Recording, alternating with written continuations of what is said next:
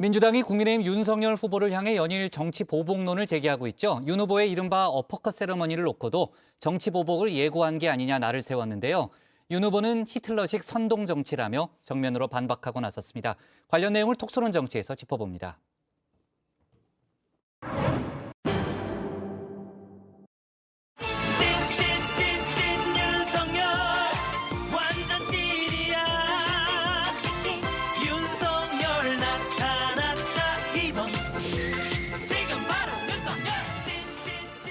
화려한 어퍼컷 세리머니를 선보인 국민의힘 윤석열 후보.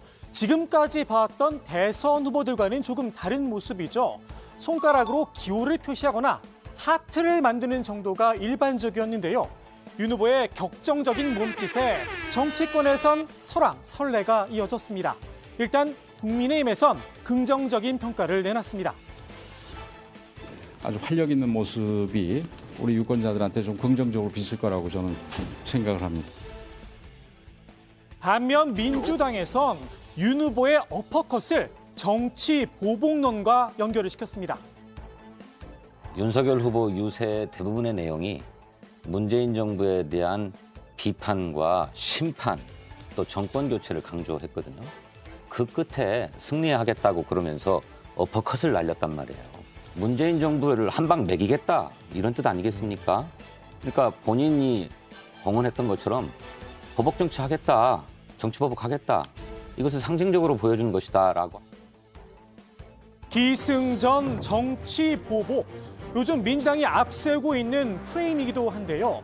윤석열 후보는 부정부패와 정치 보복은 다르다고 목소리를 높이고 있죠. 이번엔 히틀러까지 소환해 정치 보복론을 정면으로 반박했습니다. 정치 보복을 누가 제일 잘했습니까? 이 원래 옛날에도 이 히틀러나 무솔리니 같은 이 파시스트들 아시죠?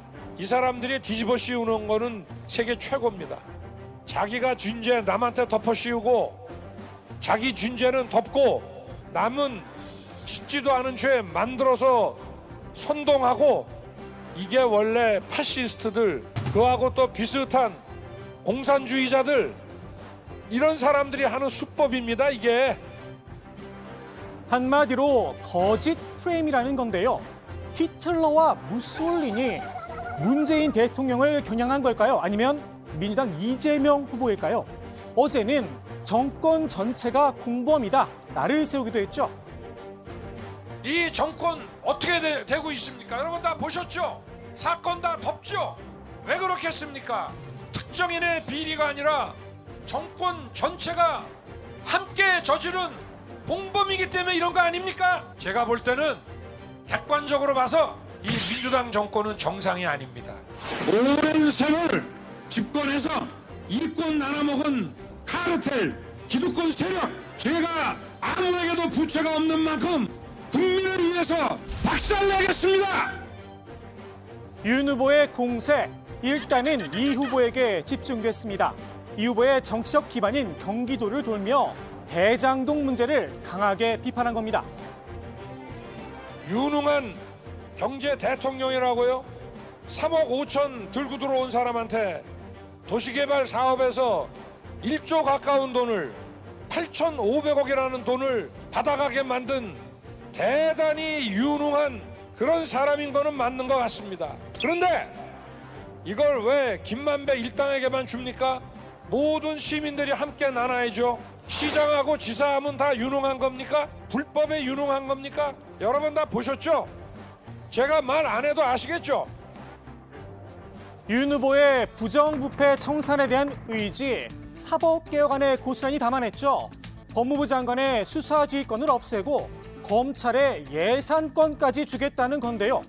글쎄요, 그럼 검찰은 누가 견제하나요? 당장 국민의힘에서도 이런 비판이 나왔습니다.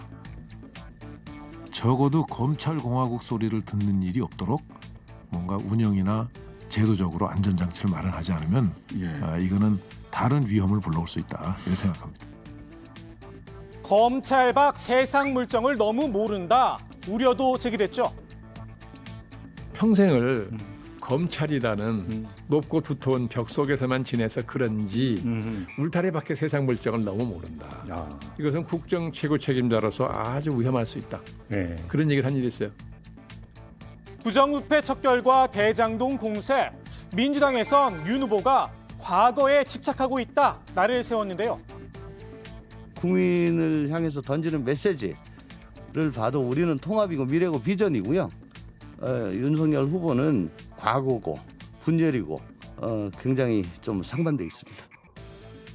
이 후보 운동화 끈을 조여매고 앞으로 제대로 하겠다는 의지를 다졌죠. 미래를 향해 뛰겠다는 겁니다. 새 신을 신고 뛰어보자 팔자 머리가 하늘까지 닿겠네. 이 후보가 던진 미래 비전 바로 정치 교체, 통합 정부론입니다. 이재명을 뽑느냐 윤석열을 뽑느냐가 결정되는 날이 아닙니다. 우리의 삶이 더 나아질 것이냐 우리의 삶이 후퇴할 것이냐 정치 보복이 난무하는 정쟁의 시대로 되돌아갈 것이냐 통합으로 성장과 발전의 길을 갈 것이냐가 결정됩니다. 이재명의 운명이 아니라 여러분의 미래가 대한민국의 운명이 결정되는 날이라는 사실을 기억해 주십시오, 여러분. 현재 정권 교체론이 좀 더 높은 상황이죠. 야권에선 이 때문에 내온 고육지책이 아니냐는 평가도 나오는데요. 그럼 이제 정권 교체에 대한 여론이 높고 또 선거구도가 정권 교체냐 정권 연장이냐 이 구도로서는 도저히 어려우니까 이제 정권 교체보다는 좀 더 광범위한 개념으로 해서 이 정치 교체라는 또 뭐 어떤 통합 정부라는 이런 그 개념을 만들어낸 거 아닌가 싶습니다. 통합 정부론으로 정권 교체론을 뚫기엔 여론이 이미 갈릴 대로 갈렸다는 분석도 나옵니다. 문재인 대통령의 높은 국정 운영 지지도 그 안에 담긴 맥락을 보라는 겁니다. 문재인 대통령이 당선될 때 아마 득표율이 41.4%였어요. 그쯤 됐죠. 그러니까 지금 그 지지도를 거의 유지하는 셈이에요. 저는 그 원인이 문 대통령이 계속 갈라치기를 했다는 거예요. 정권 교체에 열망하는 사람들이 많은 이유는 그 지지자를 빼놓고 나머지는 워낙 실망을 했기 때문에 그 정권 바꿔야 된다고 생각하는 거죠. 더욱이 이 후보의 통합 정부론 결국 누구와 함께 할 거냐 사람의 문제죠.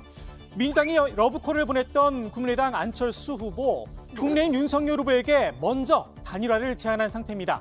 이제와 민주당과 손을 잡긴 어려워 보입니다.